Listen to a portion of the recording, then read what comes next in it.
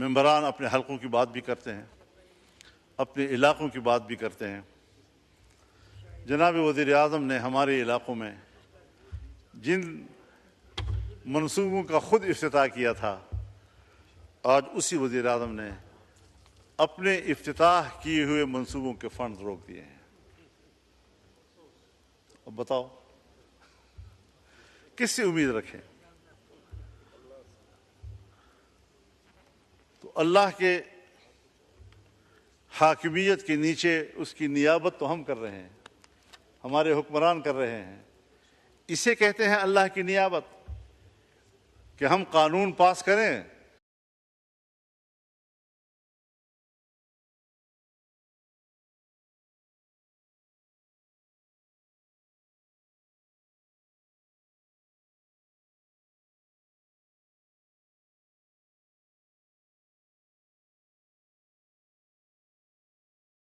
अब जब मेरे मुल्क को चलाने वाले लोग, उनकी खुददारी, उनका एतमाद, उसकी हालत यह है कि उस पर फातिहा पढ़ा जाए, ख़त्म हो चुकी है, ये लोग मेरे मुल्क को चलाएंगे?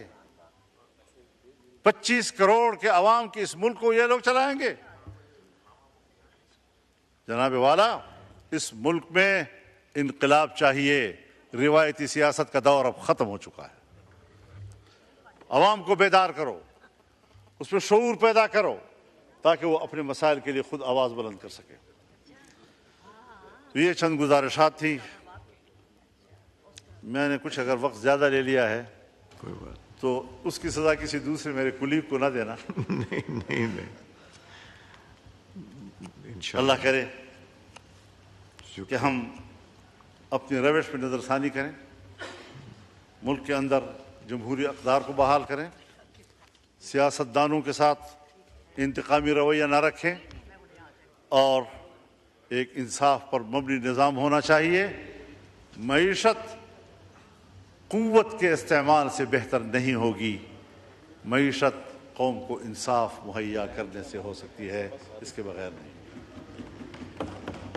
व आखिर दावाना अल्हम्दुलिल्लाह रब्बिल आलमीन। शुक्रिया जी। पुलैन बलोच साहब, पुलैन। अब जब मेरे मुल्क को चलाने वाले लोग, उनकी खुददारी, उनका एतमाद, उसकी हालत यह है कि उस पर फातिहा पढ़ा जाए, ख़त्म हो चुकी है, ये लोग मेरे मुल्क को चलाएंगे? 25 करोड़ के अवाम के इस मुल्क को ये लोग चलाएंगे? जनाब वाला, इस मुल्क में इनकलाब चाहिए। रिवायती सियासत का दौर अब ख़त्म हो चुका है। अवाम को बेदार करो, उसमें शऊर पैदा करो, ताकि वो अपने मसाइल के लिए खुद आवाज़ बुलंद कर सके। तो ये चंद गुजारिशात थी। मैंने कुछ अगर वक्त ज़्यादा ले लिया है कोई बात तो उसकी सज़ा किसी दूसरे मेरे कुलीग को ना देना। नहीं अल्लाह करे कि हम अपनी रविश पर नज़रसानी करें, मुल्क के अंदर जमहूरी अक़दार को बहाल करें, सियासतदानों के साथ इंतकामी रवैया न रखें और एक इंसाफ पर मबनी निज़ाम होना चाहिए। मईशत क़ुव्वत के इस्तेमाल से बेहतर नहीं होगी, मईशत कौम को इंसाफ मुहैया करने से हो सकती है, इसके बगैर नहीं। व आखिर दावाना अल्हम्दुलिल्लाह रब्बिल आलमीन। शुक्रिया जी। पुलैन बलोच साहब, पुलैन। अपने ड्राफ्ट के अंदर चीख चीख कर खुद बतलाती हैं कि इस कानून के पीछे किसका प्रेशर है। आप हमें इस ड्राफ्ट के पीछे खुद बता रहे होते हैं कि IMF का प्रेशर है, आप खुद हमें बता रहे होते हैं कि FATF का दबाव है, आप हमें बता रहे होते हैं कि हम ये कानून साजी अक़वाम मुत्तहिदा के दबाव पे कर रहे हैं, उनकी ख्वाहिश और तरगीब पे कर रहे हैं। हमारी सॉवरेनिटी किधर गई? हम एक आज़ाद मुल्क की हैसियत से हर साल 14 अगस्त को यौम आज़ादी मनाते हैं। हम इस दावे के साथ कि हम एक आज़ाद मुल्क हैं, एक आज़ाद कौम हैं, लेकिन बैनुल-अक़वामी सियासी इदारे, इंसानी हुकूक के इदारे जहां बैठे हुए हैं, आज हमारे जैसे तरक्की पजीर ममालिक या पसमानदा ममालिक वो बैनुल-अक़वामी इदारों के करारदादों, उनके पास किए हुए कवानीन वो हमारे यहाँ मुअस्सर हैं और हमारा अपना आईन और कानून गैर मुअस्सर और मुअत्तल हो जाता है। इससे अभी हाल ही में आपने वो कानून साजियाँ की हैं जिसके आपका अपना आईन ऐसी कानून साजी की कतई इजाज़त नहीं देता। कभी हमने अपना एहतसाब किया है? कभी एक लम्हा के लिए सोचा है? और जब आप इस मुल्क के अंदर आईन को पामाल करते हैं, जब आप इस मुल्क के अंदर कुरान और सुन्नत को पामाल करते हैं, तो कभी उसको हुकूक इंसान का लक़ब दे देते हैं, तो कभी उनको हुकूक निस्वान का लक़ब दे देते हैं। मैं हैरान इस बात पर हूँ कि इसी ऐवान के अंदर हमने वो कानून साजी भी देखी, हमने ही उसका दिफा किया, लेकिन वो कानून पास हो गया था